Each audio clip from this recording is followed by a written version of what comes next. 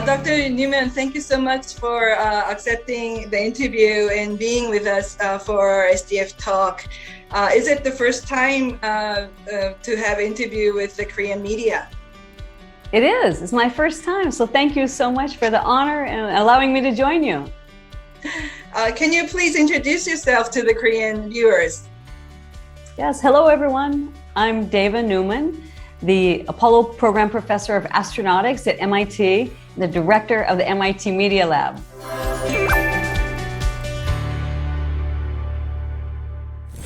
So kind of created a new field. It's aerospace biomedical engineering, putting aerospace engineering, but with biomedical engineering. And a way to think about that is sometimes we call it bioastronautics.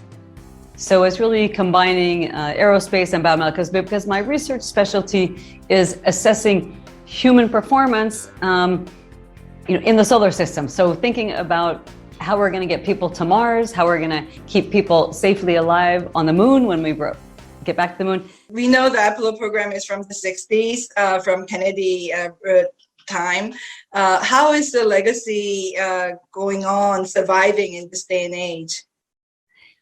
Well, it's good timing for that question because now NASA has its Artemis program, which is a major lunar program. And really, I think the world is very united in first sending, robotic vehicles, taking scientific measurements, and then sending humans back to the moon. It's been a while, it's been a long time, 50 years, but we're really excited because it really is global exploration. It's for all of the world to kind of join the journey to get humans back to the moon. And we say Mars is the horizon goal or the next step to become interplanetary, to get people to Mars. But first we need to go back to the moon. We have to test out our technologies.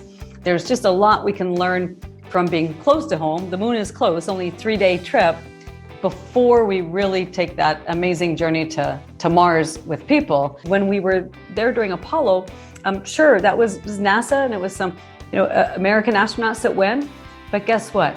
The world said, we've been to the moon, and that's so important. It was for the world. It wasn't for one nation. It wasn't for a few people. It was that, hey, humanity, hey, if we work together and, really think about audacious, really challenging things.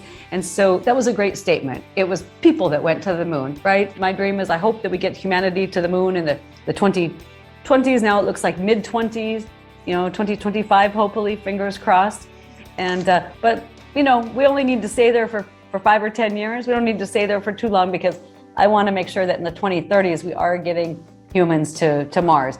Mars is incredibly interesting scientifically because Mars and Earth are sister planets. They're both 4.5 billion years old. Life worked out very well here on Earth. On Mars, we're pretty sure that it had a habitable climate. It could have had life, but 3.5 billion years ago, Mars, started losing its environment. Today, we don't know if there's life. It has the chemistry, maybe some water, maybe some hydrogen, sulfur, methane. But did Mars have, life 3.5 billion years ago? So it's kind of the scientific discovery, but it's also the journey and exploration. I think with our minds is as much as sending people there, is to open up our minds and just the discovery literally of the entire universe. Especially you as being a space scientist, being appointed to the director of MIT Media Lab has a lot of significant in a lot of ways. How do you see it? What do you think the meaning is?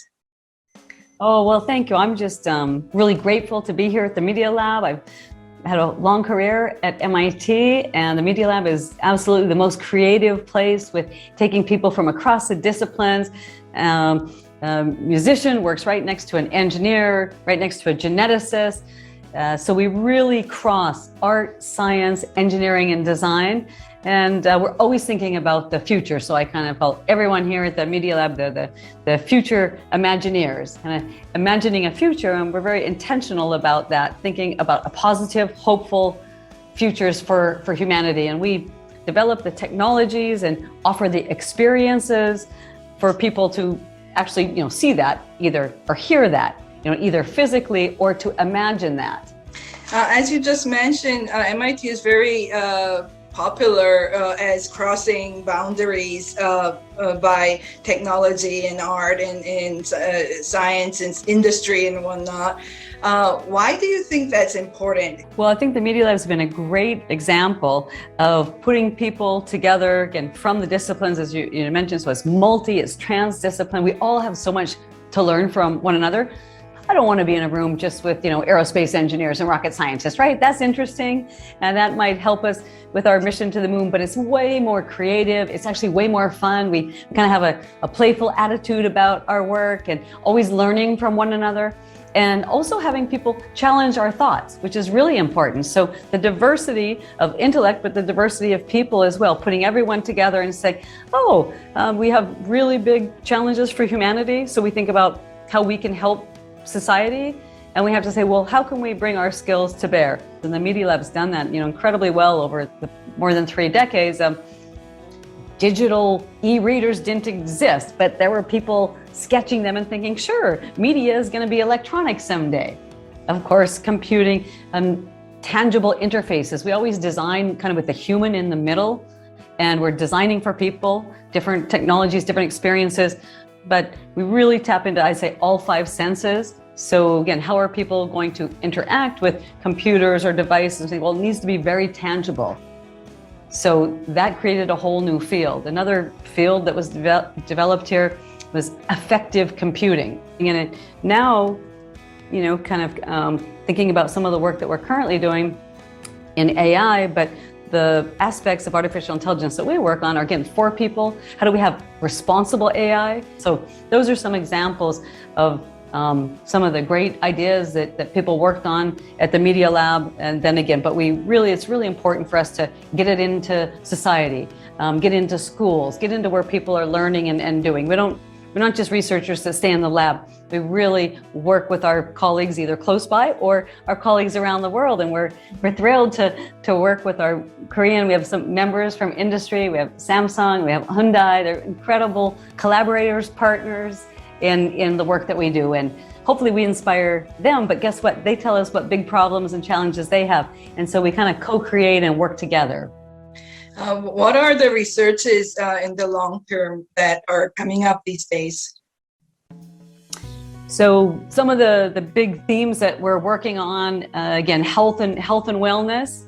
Of course, that's very important. We have a lot of expertise. But again, for us, we kind of see it as humanity, version 2.0, where it literally is bionic humans, where the machine and the human performance, we have a dream, a vision that we just accentuate everyone's abilities. So it goes from the body, but it also goes now to the mind and even inside the body, thinking about health and wellness. So again, physical performance, if you will, but also mental health and wellness. Really seeing how we can care for people. It's very important in this time of the pandemic. It's been very stressful, of course, for everyone. We're also looking at, again, kind of climate and sustainability. It's just critically important. That's an urgent question, challenge, problems for humanity. And so what can we do about it? We have to be involved. I wake up every day thinking, okay, what can I do today? Just one small act that might help the planet. It's very urgent. So now we have new work thinking about, I like to think about it in terms of an Earth intelligence engine, a platform that's open data that shows the vital signs, literally shows Earth's vital signs. Because if we can educate people, we can share the data in open ways, and then we can say, okay, what do you want? We each have our own positive actions that we can do. We can each take some positive action. And the dream is maybe we can hold Earth in the palm of our hand and say, okay, have a conversation. Okay, hi Earth, what can I do to help you today? How can I live in balance with all the living systems? End of the day, it's about changing human behavior. And so it's to give people their actions. What would help? I think a lot of people would love to, take a positive action, but they don't even know where to start. So we want to provide that. We want to be in conversation with people and, make sure that everyone knows they can do something to help us get, kind of life back in balance on Earth. I'm a space person, so I look down on Earth and I always call Earth Spaceship Earth, and we're all crew. even though we're talking across the world, we're all astronauts. You know, we're all crew on Spaceship Earth. And so I think about it in that kind of holistic, global manner. And so that's a really interesting area for us to work on in the Media Lab. We're thinking about digital communications all the time. What's the future of that, especially when it comes to actually, you know, music and art? What's the future of that? How we can kind of, again, co-create within the lab here ourselves. But there's incredible work on, you know, symphonies for the whole city. So it's not that you just go to the symphony and you watch, right? Todd Machover's incredible work. You go to the symphony, guess what? And the whole city participates. The whole city, everything is an instrument. So the whole city participates in that and makes music together. And there's just amazing, you know, other amazing work going on all throughout the lab with sensors, advanced technology and sensors. We're actually deploying some of these now in the ocean. So you know about the Internet of Things and all of our sensors, from smart buildings to smart homes. Imagine the future where we have the Internet of Things for the ocean.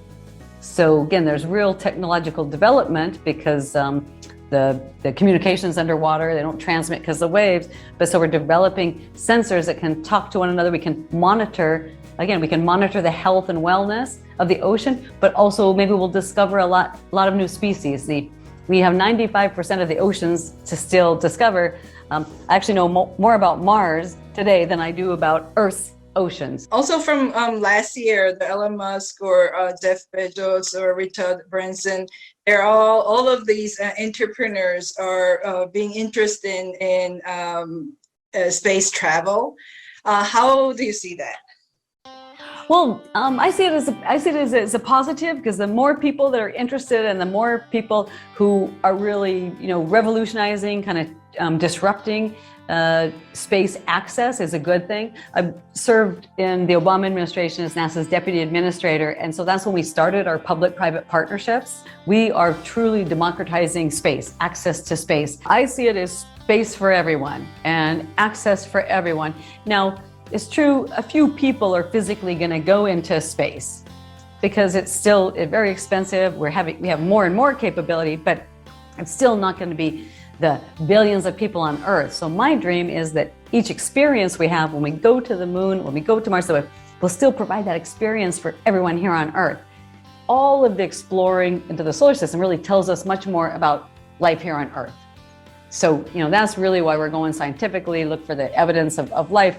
But the important point too is, how does that positively affect humanity? And a lot of our technology and our development then always think about what the Earth applications are. It's not just for space. It's if you have a great life support system, a closed loop life support system, and you're filtering water and closing the loop, that's really important. That technology is already being used on Earth for clean water. We know that humanity and water needs clean. So we always try to think about, in the suits that I design, empowering astronaut programs, what's the application here for people on Earth? Because of course we could affect and do much more good with so it's really dual use technologies. We always think about that. It's not just space by itself. It's always to think about some of the technology development of also how can we use that on Earth. You were appointed to work with the Obama administration. Why do you think working with the government is important? At the end of the day in Washington, in Seoul, when you want to get things done, it's not usually about the technology, it's about people coming together. What policies do you put in place? So I really think it goes hand in hand. We absolutely need them. Advising and shaping, like science advisor to presidents, are really critically important during the time of the pandemic. There's just, I think we always want to have some technical people and technical expertise as part of the decision making. Not only technical people, but as part of the decision making, as then hopefully we'll make better decisions, and especially when they're so important for life and death type of decisions, when they're medically related, or in space, we also think about surviving and life and death situations. So it's really important to get the technical considerations right. Under your leadership, what should we expect? What is your ambition and goal for the MIT Media Lab? Yeah, so thank you so much for asking. We're really excited again about creating the future worlds, if you will, including Earth, but envisioning the future worlds and experiences that we want to live in. So, simply, what kind of envision, what type of world do we want to live in? Can we envision that? Can we create it, through our media, through the experiences, through the technologies, all the data, and then give people that experience. We co-create it. And that's also how we kind of attack challenges and problems as well. And say, okay, here's the challenge we have. And again, we can take different, it's mobility for people, whether it's what about living in the cities, 70%. Now in the urban environment, 70% of the CO2 is emitted in the cities. So we say, can we re-envision that? How can we live well in the cities, be happy, but also what can we do about, really changing lifestyles, changing human behavior? So first we dream about it, we envision it, and then we get busy to work, and we try to build it and test it and prototype it, at least, to see that. We also, in terms of, we're having really important communications and dialogue. We have a brand new center called the Center for Constructive Communication. And we can show lots of data. It can be social media, it can be other things, and we visualize it. And the really important thing about that is constructive communications. We're not happy with a divided narrative. We're a divided country here, being divisive across the world. We want to bring people together. So it's really approaching our communications, it's data, but communications, but really trying to saying everyone has a voice, everyone has an important voice, and not just the loudest voices, because we want to really raise people up to say, no, everyone's voice is important, everyone's vote is important. For us, it's just that's kind of the world we want to live in. So if we can dream and aspire to and imagine that world we want to live in, then we figure out, okay, how do we develop the tools and the technologies that we can at least stay, one step forward. Thank you. I hope to meet you in person next time. Absolutely. Please come visit. You have an open invitation. We'd love to host you here in Cambridge, Massachusetts at the Media Lab. You and your team are very welcome. And I'll also try to make it to South Korea as well. I'd love to visit you. Yes, we would love to invite you to our SDF forum too. We'll keep in touch. Thank you so much. Thank you very much. Thank you. Okay, be well. Stay safe.